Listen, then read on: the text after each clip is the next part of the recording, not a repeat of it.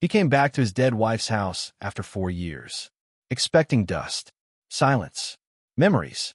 Instead, he found a widow and her 2 little daughters living there, cooking dinner, cleaning his piano, calling home. His hand reached for the phone to call the police.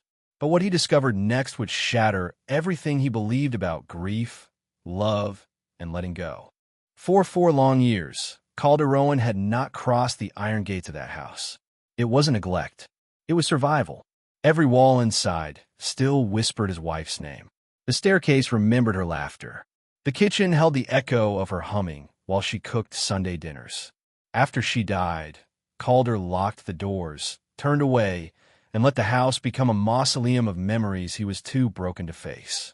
Tonight, he came back only because the caretaker had called. "Sir, the lights are on." Calder's heart tightened as his car slowed in the driveway. The porch light glowed warm and yellow, something he hadn't seen in years. Smoke curled from the chimney, and as he stepped inside, the smell of real food, onions, spices, something comforting, filled the air. This wasn't possible. The house had been empty. Then he heard it. Footsteps, small ones, running down the hallway.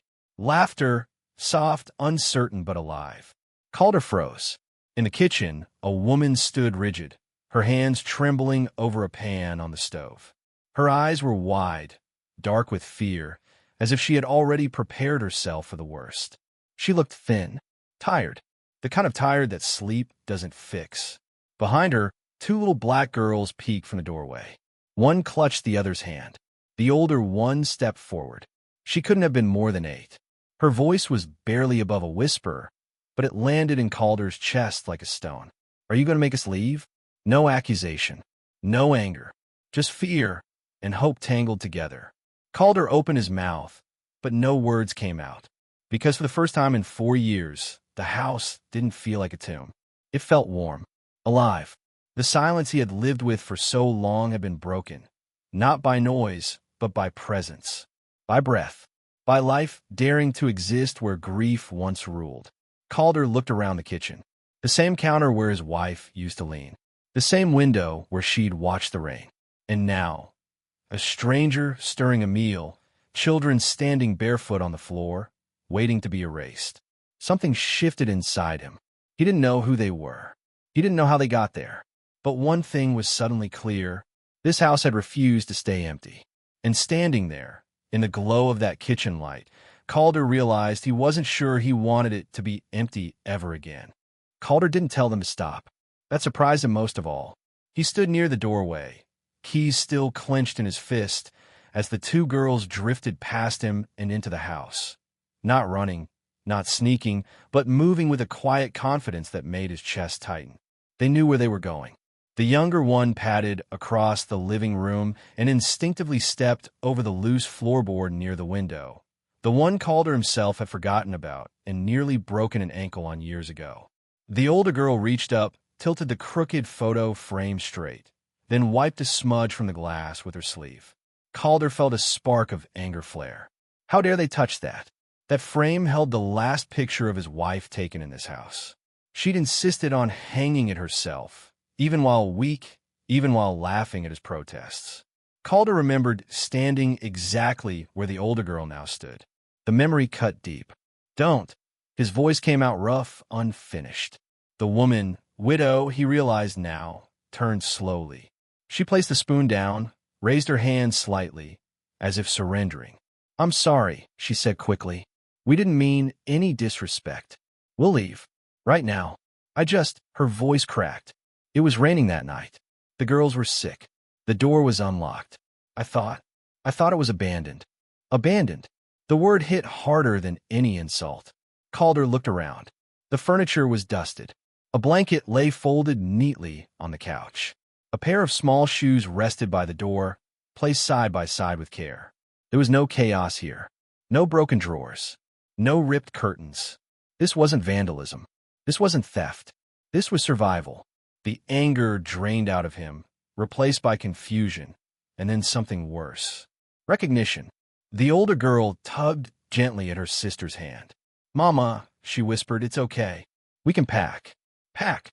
as if this wasn't the fifth or sixth place they'd had to leave. Calder swallowed. How long? He asked quietly. The woman hesitated. 3 months, she said. Maybe a little more. 3 months.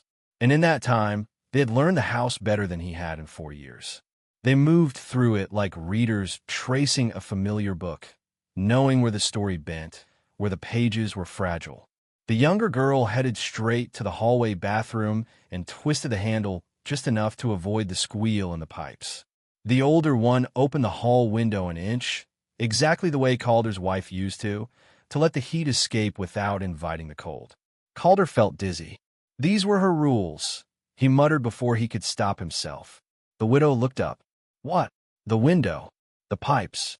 The floorboard, he said, gesturing weakly.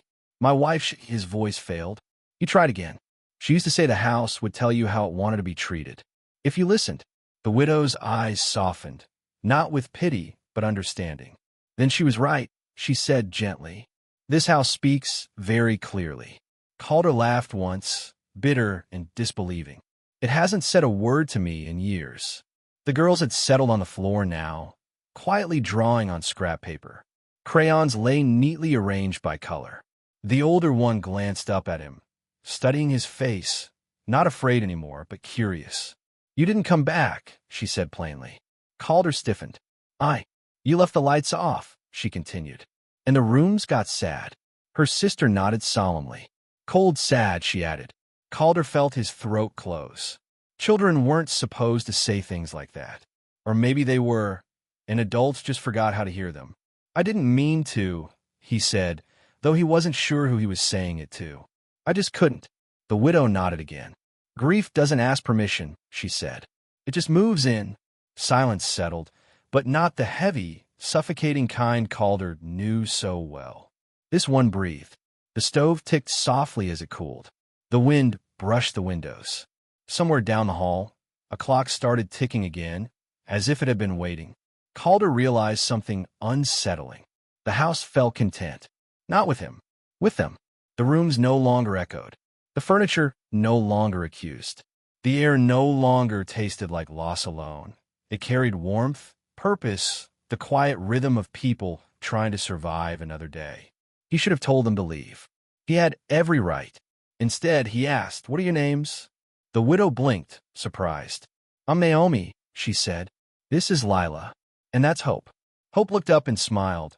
Small, careful, but real. Calder nodded slowly. In that moment, he understood something that made his chest ache. The house hadn't been waiting for him to come back. It had been waiting for life. And somehow it had chosen them. 3 days later, the truth arrived. Not with drama, not with accusation, but folded neatly inside a manila envelope. Calder almost didn't open it. It sat on the kitchen counter where Naomi had begun leaving his mail, stacked carefully beside the fruit bowl, as if order itself might convince him this life was temporary. The return address belonged to his attorney. The date stamped in the corner was 4 years old, the same year his world had ended. Calder's hands trembled as he slid the papers free. Legal language filled the first page, dense, precise, mercilessly calm. He skimmed until one line forced him to stop breathing. Conditional living trust, Eleanor Rowan. His wife's name. He sat down hard at the table. The chair scraped against the floor, sharp and loud, and Naomi appeared instantly from the hallway, worry etched across her face. "Are you okay?" she asked. Calder couldn't speak. He just handed her the document, his finger resting on Eleanor's signature. Naomi's eyes widened. She planned this. Calder nodded once, slowly. The letter attached to the trust was handwritten. Eleanor's handwriting, the one thing he had avoided more than the house itself. His chest burned as he unfolded it. "My love, if you're reading this, it means you stayed away longer than I hoped. I wish I could say I'm surprised. I'm not." Calder shut his eyes. She always knew him too well. You'll call it love. You'll call it loyalty. But what you are really doing is hiding inside grief, because it feels safer than living without me. His throat tightened. Naomi stood quietly beside him, reading over his shoulder, as if sensing this was sacred ground. "So I made a choice for you." Calder swallowed. If this house ever sat empty while you lived elsewhere, it was never meant to stay that way. I created a trust that allows a widow with children, any race, any story, any faith, to live here safely until they can stand again. Naomi's hand flew to her mouth. Not charity, Eleanor wrote. Dignity. Calder felt something fracture inside him. I know you, Calder. You would never invite strangers into our home. You would convince yourself that preserving my memory mattered more than opening the door to the living. She was right. She always was. So I did what you wouldn't. I planted life in the middle of your grief. I sent you people who would need you before you were ready to need them. Calder's vision blurred. Across the room, Hope and Lila sat cross-legged on the floor, working on a puzzle Eleanor had once loved. One Naomi had found tucked away in a hall closet.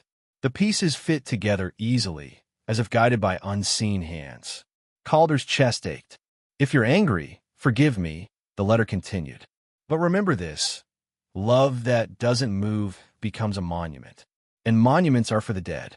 Calder pressed a hand to his mouth, a sound breaking free before he could stop it. Naomi read silently, tears slipping down her cheeks. This house was never meant to hold sorrow alone, Eleanor wrote. It was meant to be a refuge, a beginning, a place where someone like you, and someone nothing like you, could learn how to breathe again. Calder looked up, his eyes finding Naomi's. A widow, with children, just as Eleanor had written. She chose us, Naomi whispered. Calder shook his head. She chose me. The last lines were simple. If you found this letter, then the house is no longer empty. That means it's working. Love isn't proven by what we preserve. It's proven by what we give away.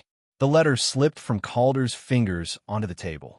For years of silence, of self-imposed exile, of calling his absence devotion, Eleanor had known exactly what that was. Fear. She knew I'd disappear, Calder said hoarsely. She knew I'd lock everything away and call it honoring her. Naomi's voice was gentle but steady.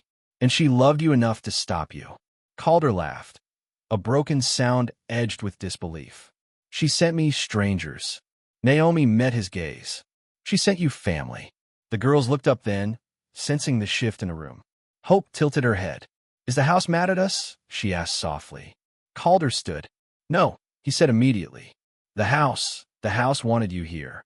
He knelt in front of them, eye level, something he hadn't done with a child since Eleanor was alive.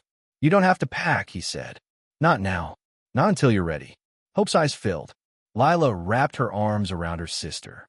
Naomi covered her face, her shoulders shaking. Calder felt something inside him loosen, something he had gripped too tightly for too long. Later that night, alone in the bedroom he had avoided for years, Calder stood in the doorway. Eleanor's presence was everywhere, not as pain, but as intention. She hadn't left him alone. She had outmaneuvered his grief with love. He finally understood the cruelty of what he had mistaken for loyalty. Eleanor hadn't asked him to preserve her absence. She had asked him to protect the living. And in doing so, she had saved him even after she was gone. The suitcases appeared on a Sunday morning. Calder noticed them the moment he stepped into the hallway. Two small ones with frayed zippers and a larger bag that had clearly been repaired more times than it should have survived. They sat neatly by the front door, aligned as if trying not to take up space. The house went still, not quiet, watchful. Calder's chest tightened. For days now, the house had learned a new rhythm. Morning footsteps, breakfast conversations, the soft arguments over whose turn it was to wash dishes. Naomi humming while folding laundry, different from Eleanor's tune, but close enough to hurt in a way that felt almost kind. And now, packing. Naomi stood near the door, tying Hope's shoelaces with slow, careful movements, as if stretching each second just a little longer. We found a place, she said when she saw Calder. Her voice was steady, practiced. It's temporary. A church friend, sister. Calder nodded, because that was what people did when they were losing something they didn't know how to name. That's good, he managed. I'm glad. He wasn't.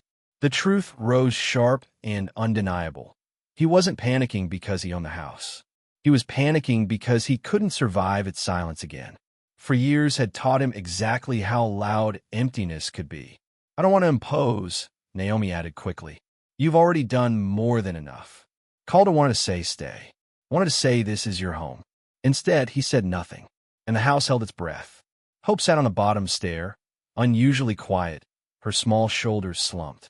Lila hovered near her, watchful in the way older siblings learn to be far too early. You okay, Peanut? Calder asked gently. Hope nodded too fast. Just tired. By afternoon, her skin burned with fever. Naomi's calm fractured the moment Hope collapsed against her, limp and burning. The next minutes blurred. Keys, panic, Calder's voice cutting through the chaos as he lifted Hope into his arms without thinking. The hospital smelled like antiseptic and fear. Calder paced the waiting room, his expensive watch ticking too loud against his pulse. Naomi sat rigid, hands clenched together, whispering prayers she didn't realize she was saying out loud. Lila leaned against Calder's leg, gripping his coat like an anchor. Hours passed. When the doctor finally emerged, Calder stood so fast his chair tipped over. She's stable, the doctor said. Severe infection. You brought her in just in time. Naomi sagged in relief, tears spilling freely now. How much time will she need? She asked. Several days, the doctor replied. Possibly longer. Calder didn't hesitate. Put her in a private room, he said. Whatever she needs. Naomi turned to him, eyes wide. Calder, you don't have to. I know, he said softly, but I want to. No contracts. No conditions. No hesitation. Just presence. That night, Calder stayed. Not because he felt responsible. Because leaving felt impossible. Hope lay small and pale in the hospital bed, tubes and wires making her look far younger than she was. Calder sat beside her, his large hand wrapped gently around her tiny fingers. She stirred sometime past midnight, eyes fluttering open. You came back, she whispered. I didn't go anywhere, Calder said. Her brow furrowed, thinking hard through the fog. People usually go. The words broke something open in him. I'm not going, he said, voice thick. Not tonight. Not tomorrow. Hope studied his face, then relaxed, her grip tightening slightly. You didn't leave, she murmured, drifting back to sleep. Calder stayed awake, tears sliding silently down his face. In that sterile room, surrounded by machines and quiet beeping sounds, Calder understood something he never had before. Staying wasn't about ownership. It wasn't about obligation. It was about choosing not to disappear when someone needed you most.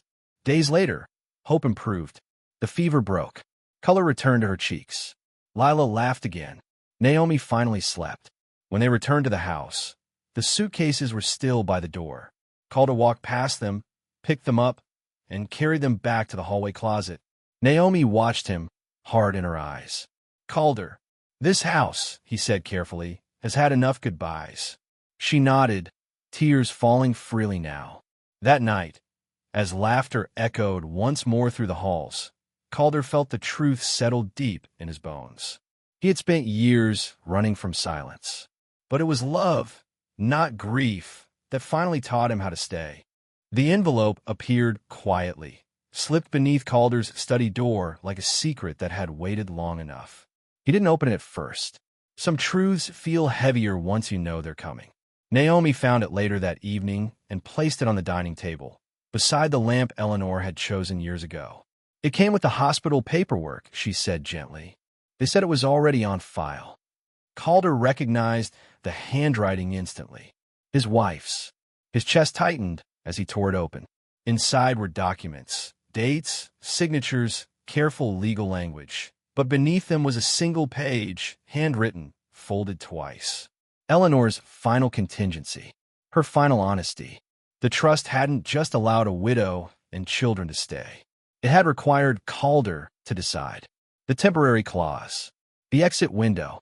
The moment when the house would either become a home or be emptied again forever. Calder felt heat rise in his chest. She had planned everything. The timing. The illness coverage. Even the emotional pressure he now felt cornering his heart. She manipulated this, he said sharply, standing so fast the chair scraped loudly. She boxed me in.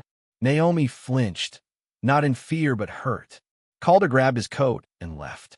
The night air hit him hard as he drove, aimlessly, anger burning through grief like wildfire.